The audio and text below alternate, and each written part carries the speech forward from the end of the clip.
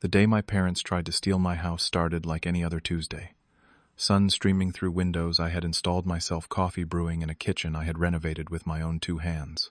When the phone rang, I never expected to hear my mother suddenly interested in visiting the home I had purchased without their help or approval.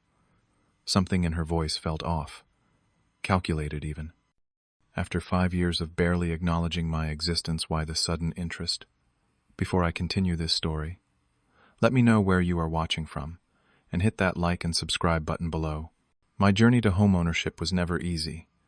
After graduating from high school, I enrolled in community college while working full-time at a local tech repair shop. Unlike my older brother Jackson, who had our parents funding his prestigious medical school education, I taught myself software development through online courses and weekend coding bootcamps. Every penny I earned went toward either my education or savings for eventually owning a home. For 6 years, I lived in cramped apartments with rotating roommates, often working from a desk squeezed into the corner of my bedroom.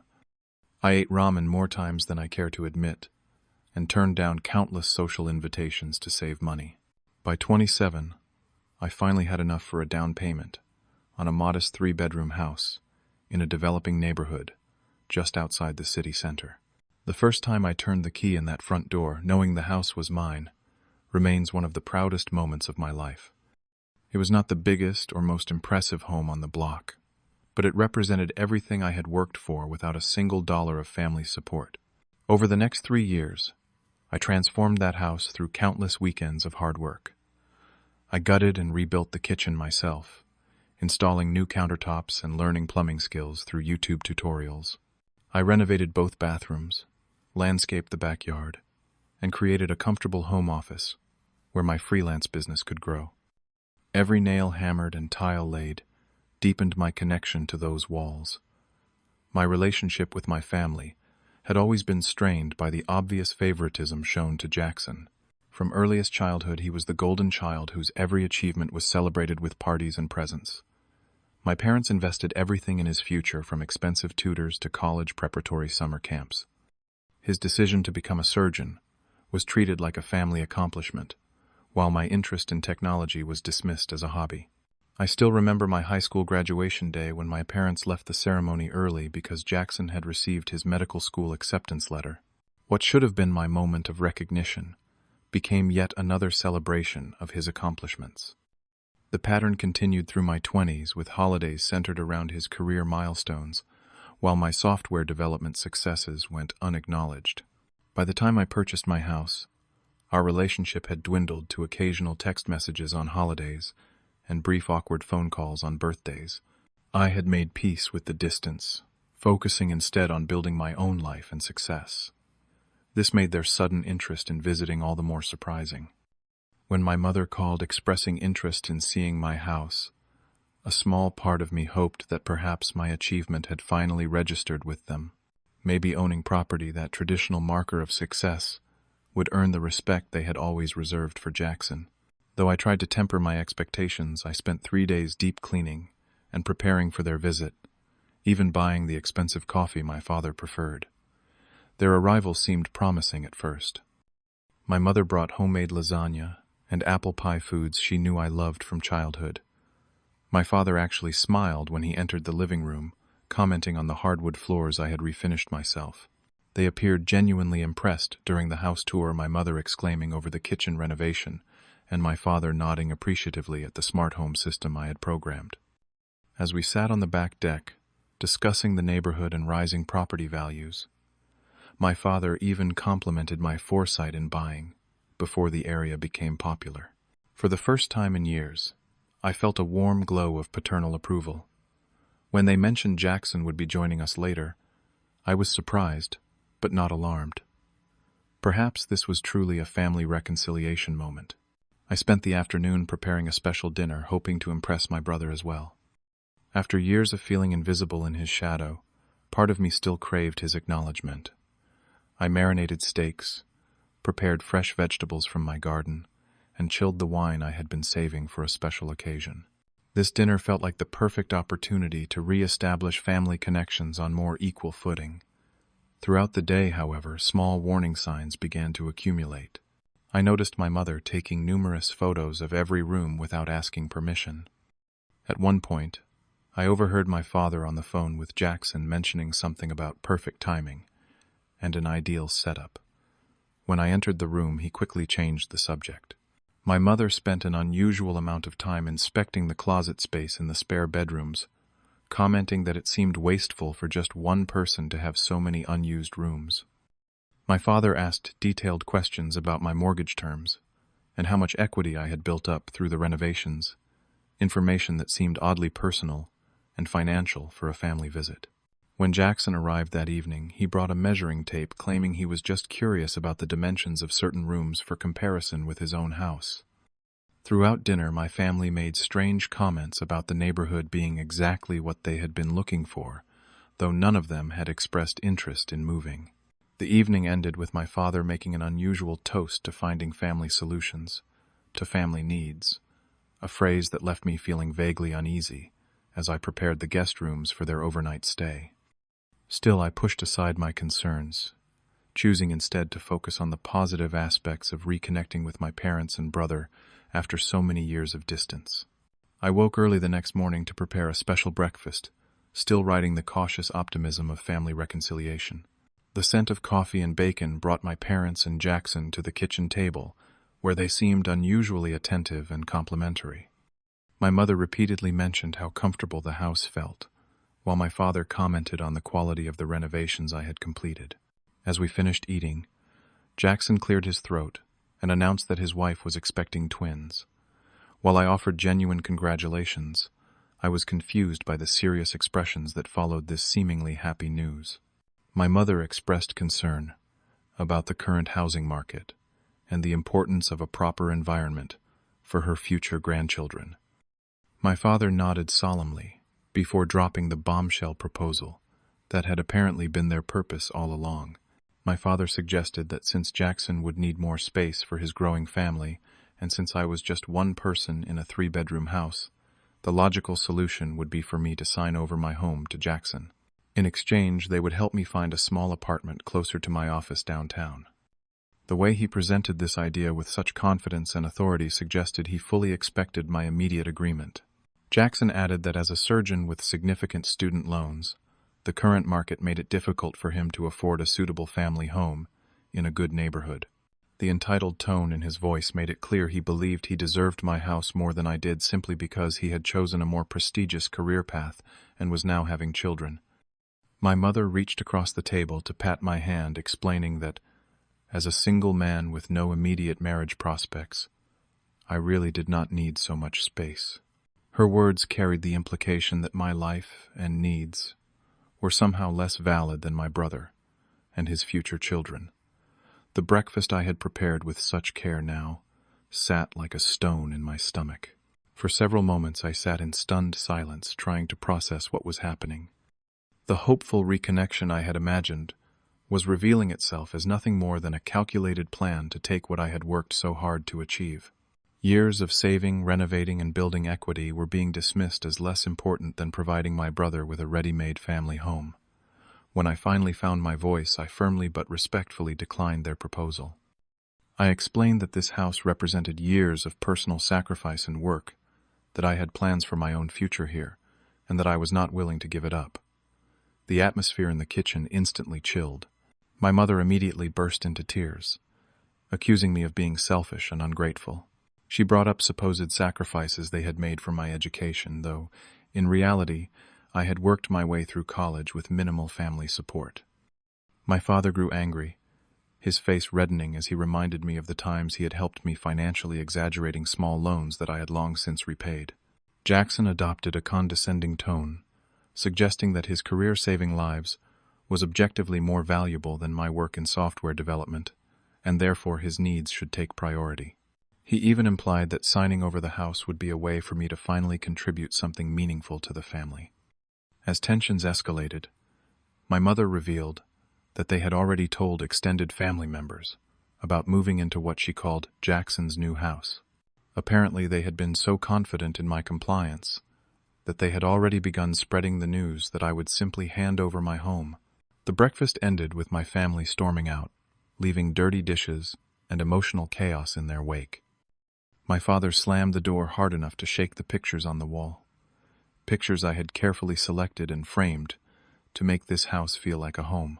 That night I lay awake questioning whether my refusal had been selfish, whether family obligation should outweigh personal achievement, and whether I had permanently damaged my already fragile family relationships. The next morning brought the beginning of what I would soon recognize as a coordinated pressure campaign. My phone lit up with messages from various family members, each trying to convince me to reconsider. Aunt Susan called to share a story about how she had once given her car to a cousin in need, framing it as an example of proper family support. Uncle Peter suggested I was not ready for the responsibilities of homeownership and would be happier in an apartment with fewer maintenance requirements. My mother began sending daily links to studio apartment listings accompanied by tearful voicemails about how disappointed she was in my character. Jackson's wife, whom I had only met twice before, sent ultrasound images with captions referring to the nursery they planned to create in what was currently my home office. The constant barrage of guilt and manipulation began affecting my work. My coworkers noticed my distraction and stress, with one even asking if I was having health problems. I began researching family dynamics and recognized the classic signs of gaslighting and emotional manipulation. When I spotted my mother's car parked outside my house one afternoon, while I was supposed to be at work, I immediately called a security company and had cameras and a new alarm system installed. 2 weeks into this uncomfortable standoff, my parents called with what appeared to be an olive branch. My father's voice sounded conciliatory, as he admitted they might have overreacted to my refusal. He suggested a dinner at their house to discuss alternative solutions that might work for everyone. Desperate to resolve the conflict and perhaps salvage some form of family relationship, I cautiously agreed. The dinner at their house seemed surprisingly positive. My father acknowledged that they should have respected my attachment to my home and apologized for the pressure tactics. My mother appeared to accept my decision with grace, suggesting that perhaps they could help Jackson find a suitable house in the same neighborhood instead. We even had a brief, genuine conversation about respecting each other's boundaries going forward. As the evening ended, they proposed a follow-up dinner at my house the following week, framing it as a celebration of family understanding and mutual support. Relieved and hopeful that we had finally reached a resolution, I agreed enthusiastically. I spent the next several days planning a special meal, buying the ingredients for my father's favorite dessert, and looking forward to establishing a healthier family dynamic. The day of our reconciliation dinner, I left work early to prepare. As I turned onto my street, my stomach dropped at the sight of an unfamiliar car, parked behind my parents' sedan and Jackson's SUV in my driveway. I had given no one permission to enter my home before my arrival, and the presence of a stranger's vehicle immediately triggered alarm bells. Instead of pulling into the driveway, I parked down the street and approached quietly through the side yard. Using the garden entrance that connected to my kitchen, I slipped inside without announcing myself. Voices drifted from my home office, serious and focused in tone. Moving silently down the hallway, I positioned myself just outside the partially open office door. The scene inside froze my blood. My parents sat at my desk with a professional-looking man in a dark suit, reviewing what appeared to be legal documents. Jackson stood behind them, pointing at specific lines on the papers and mentioning where signatures should go. Spread across the desk were my personal documents, including my birth certificate and social security card items I kept secured in a locked file cabinet in my closet. As I listened in horror, it became clear they were attempting to process a property transfer without my knowledge or consent. The stranger was a notary they had brought to witness what would have been forged signatures on transfer documents. They had somehow found the spare key I kept hidden under a garden statue for emergencies, a key I had mentioned to no one. My entire body responded physically to the betrayal unfolding before me. My heart hammered against my ribs, my vision narrowed to a tunnel, and I could hear my pulse pounding in my ears. The people who were supposed to love and protect me were actively attempting to steal what I had worked so hard to achieve. I pushed the door open fully, the sudden movement causing all 4 people to jump in surprise. My mother's hand flew to her throat, while my father rose halfway from his chair. The notary, a middle-aged man with glasses, looked deeply uncomfortable as he realized the situation. When I demanded an explanation, my mother immediately dissolved into fake tears, claiming they were just exploring options for the family. My father took a more aggressive approach, standing to his full height, and justifying their actions as being for the greater family good. According to him, Jackson's need for a family home outweighed my right to property I had legitimately purchased and improved. Jackson, showing no shame whatsoever, coldly stated that I would waste the property's value potential as a single occupant when his growing family could make full use of the space. He even suggested I should be grateful they were handling the paperwork, rather than forcing me to manage the transfer myself. The notary, now fully aware he had been brought to participate in potential fraud, began gathering his things and backing toward the door. When my father attempted to convince him to stay, explaining that I had verbally agreed to the transfer earlier, the notary refused and quickly exited the house. The confrontation escalated when my father revealed their backup plan. If I would not willingly sign over the house, he would call in the mortgage loan he had co-signed years ago when I first purchased the property. Though I had never missed a payment and had since built sufficient credit to refinance without his guarantee, he threatened to create enough financial complications to force a sale. Jackson, emboldened by our father's threats, revealed they had planned to claim I had made a verbal agreement to transfer the property. He even suggested they had witnesses who would corroborate this fictional arrangement. When I demanded they return my house key and leave immediately, Jackson refused, claiming he had as much right to be there as I did.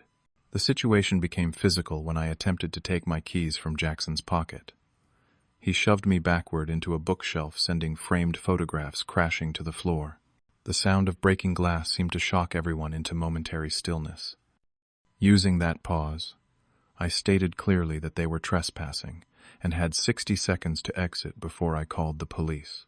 The mention of police involvement finally motivated them to leave, though not without my father promising this was not the end of the matter. Once alone, I immediately changed all the locks and activated the new security system. A thorough check of the house revealed the full extent of their invasion. My laptop had been accessed using passwords saved in my browser. Draft emails to my mortgage company had been created but not sent from my personal account. Security camera footage showed my parents had visited at least 3 other times while I was at work, using the stolen key to enter freely. In my home office, I found evidence they had photographed all my financial documents and personal identification. The printer history showed a draft power of attorney document had been created, apparently part of their plan to gain legal control over my assets. Every discovery heightened my sense of violation and betrayal. I spent that night securing all my accounts, changing every password, and placing fraud alerts on my credit reports. As dawn broke, I came to the crushing realization that criminal lines had been crossed. This was no longer just a family disagreement, but a deliberate attempt at identity theft and property fraud by the very people who should have protected me. The emotional journey from disbelief to anger to resolution took only hours, compressed by the undeniable evidence and the urgent need to protect myself. By morning, I knew exactly what I needed to do, though the thought of taking legal action against my own parents filled me with a complex mix of determination and grief. My first call was to my friend Amanda, an attorney who specialized in property law. She listened to my account with growing concern, confirming that what my family had attempted constituted several criminal offenses. Her advice was unequivocal. I needed to file a police report immediately and consider a restraining order given their multiple unauthorized entries into my home. Next, I contacted my financial advisor to further secure my accounts and ensure no financial instruments could be accessed or manipulated without multi-factor authentication. By noon, I was sitting in a police station with Officer Martinez, carefully documenting every aspect of the attempted fraud. To his credit, Officer Martinez took my case seriously, despite the family relationship involved. He explained that family-related property crimes were unfortunately common, and that the evidence I had gathered, particularly the security footage and printer history, provided a strong foundation for an investigation. That afternoon, I filed for temporary restraining orders against my parents and Jackson, a step that felt both necessary and heartbreaking. I notified workplace security about potential visitors and asked them to deny entry to anyone from my family. My neighbor Phil, a retired police officer who had become a friend, agreed to keep an eye on my house during work hours. The decision to press charges was the heaviest of all. Every instinct from childhood pulled against the idea of causing legal trouble for my parents. Yet the calculated nature of their actions, the multiple violations of my privacy and property, and their clear intent to proceed regardless of my wishes, left me no choice. I could not allow such a profound betrayal to go unanswered, both for my own protection and to establish boundaries that should never have been necessary between family members. A week after filing the police report, Detective Williams called to inform me that a formal fraud investigation had been opened. Background checks had revealed something that shocked even me. My parents had a history of financial manipulation, having previously mishandled my grandparents' estate in ways that raised legal questions, but had been settled privately within the family. The investigation sent immediate ripples through our family connections. Jackson was placed on administrative leave at the hospital, pending the outcome of the fraud allegations. A local news outlet somehow got wind of the story and contacted me about covering a piece on family property fraud, which I declined to participate in. My parents initially dismissed the charges as a family misunderstanding that should never have involved authorities. This changed dramatically at the first court appearance, where they faced a judge who outlined the potential consequences of identity theft and attempted property fraud. The shock on their faces when they realized they might actually face jail time was something I never expected to witness. Jackson's wife reached out several times, alternating between begging me to drop the charges and accusing me of destroying their family's future. What surprised me most was the reaction from extended family members. Instead of the united front of disapproval, I expected 3 cousins contacted me privately to share similar experiences of manipulation by my parents. My cousin Thomas revealed they had managed to take his inheritance through similar tactics years earlier, using guilt and family obligation to gain control of funds that should have been his.